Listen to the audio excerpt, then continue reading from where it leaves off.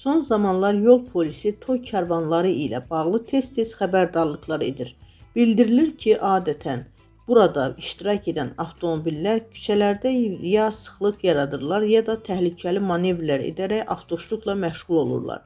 Nəticədə digər hərəkət iştirakçılarına maneə yaranır. Toy karvanları ilə bağlı məhdudiyyətlərə ehtiyac varmı? Sözü gedən adət zamanla sıradan çıxarılmalıdırmı? Busatas xəbər verir ki, Qlobal Info Aza danışan sosioloq Yusif Nəbiyev deyib ki, toy karvanı fenomeni cəmiyyətimizdə kollektiv emosiyanı, sevinci və şadyanallığı ifadə edən bir ənənə formasıdır. Cəmiyyətlərin ənənəvi turları həm həmrəylik yaradır, həm də sosial normaların sərhədlərini göstərir. Problem bu adətin müasir şəhər infrastrukturu ilə uyğunlaşmayan yönlərindədir. Əlbəttə ki, simvolik kapitalın nümayişi də var.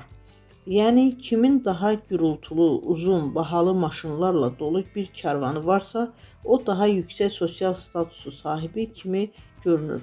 Xoşagəlməz hadisələr, hətta bəzən qayda və qanun pozuntuları məhz bu simvolik kapital axtarışı zamanı sərgilənən fanatizmə görə ortaya çıxır. Məsələn, Dağıstan və ətraf bölgələrdə gəlin maşınından dərhal sonra gələn ikinci maşın olmaq xüsusi imtiyaz ifadə edir. Bu uğurda maşınlar bəzən bir-birlərini əzməyə belə gözə alırlar.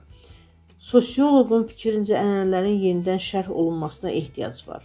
Ənənədir deyib hər şeyi qorumaq bəzən təhlükəsizlik kimi daha fundamental dəyərləri kölgədə qoya bilər. Buna yol verilməməlidir. Sosioloji yanaşma sərt qadağadan daha çox normalarının tənzimlənməsini üstün tutur. Toy karvanının varlığına yox, təhlükəli və asayişi pozan formalarına məhdudiyyət qoyulmalıdır. Çünki problem toyda və ya toy karvanında deyil, avtoşluqdadır.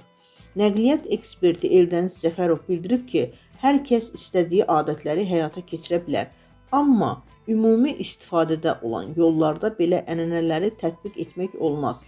Toy karvanlarına hər hansı bir qadağanın qoyulmasının tərəfdarı deyiləm.